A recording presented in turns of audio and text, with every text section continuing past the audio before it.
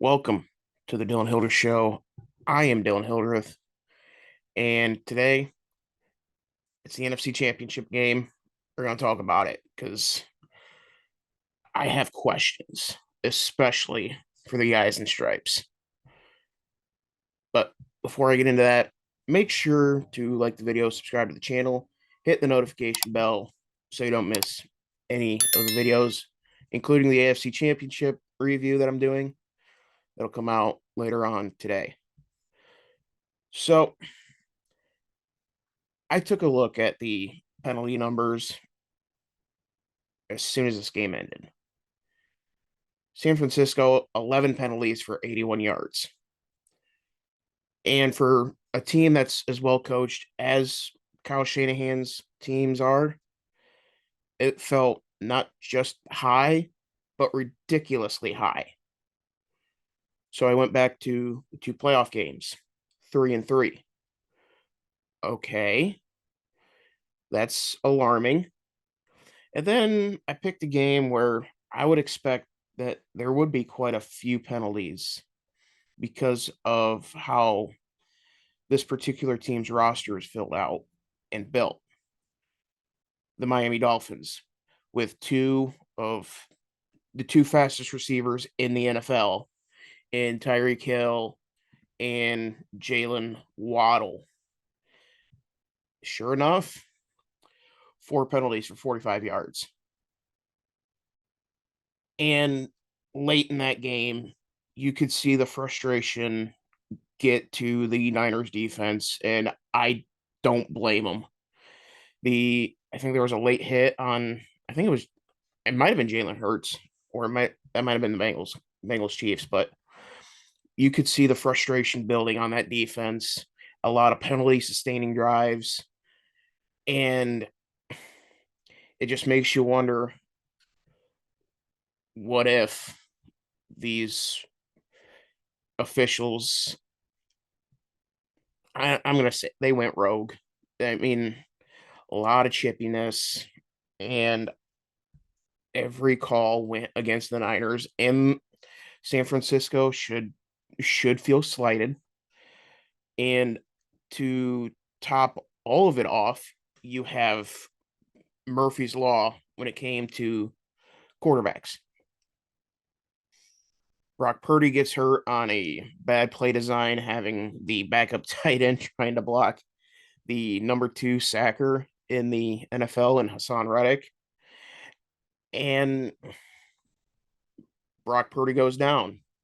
And then you have career journeyman who is probably coaching high school football for most of this season. Josh Johnson, he's in at quarterback, and then he gets hurt, and you you're pretty much dead on arrival. Not even for a coach as great as Mike Shanahan or Kyle Shanahan is. If you literally, and I mean this actual literally this time, you don't have a quarterback, you don't have a shot. And it sucks for the Eagles too, because I think the Eagles are good enough to beat the Niners straight up. And if the refs didn't take so much control of the game, this would look better for Philadelphia. But also, you got to look at Jalen Hurts, and I don't think he is that healthy as well. The extra week for the Super Bowl is going to be huge for both Philadelphia and Kansas City to get their quarterbacks right. But it's harder to see what Jalen's going through than what Pat Mahomes is. Nonetheless, if Jalen Hurts can get back to being able to throw the ball deep again, the Super Bowl will be a fun one. But now the question becomes for San Francisco moving forward. What do you do at the helm? What do you do under center?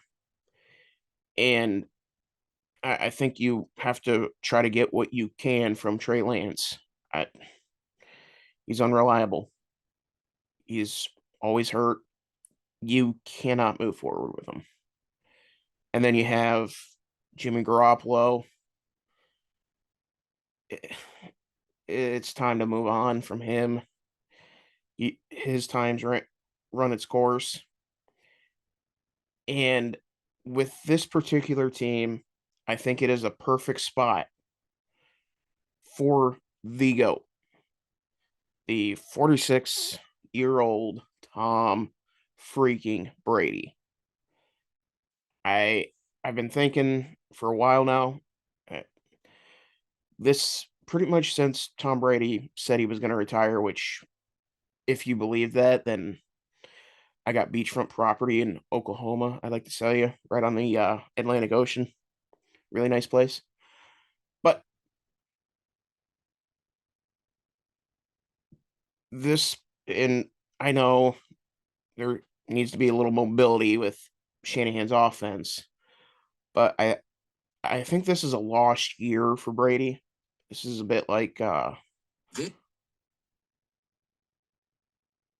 have no idea what that was, but this has been a bit of a lost year for Brady. Just kind of like I think it was 2002 when Patriots were just off.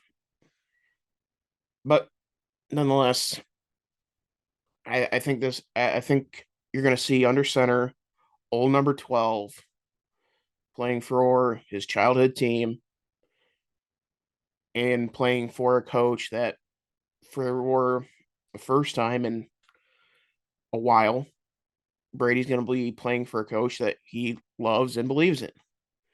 And yes, going towards the end there in New England, Tom Brady and Belichick were not on good terms. I still don't think they are.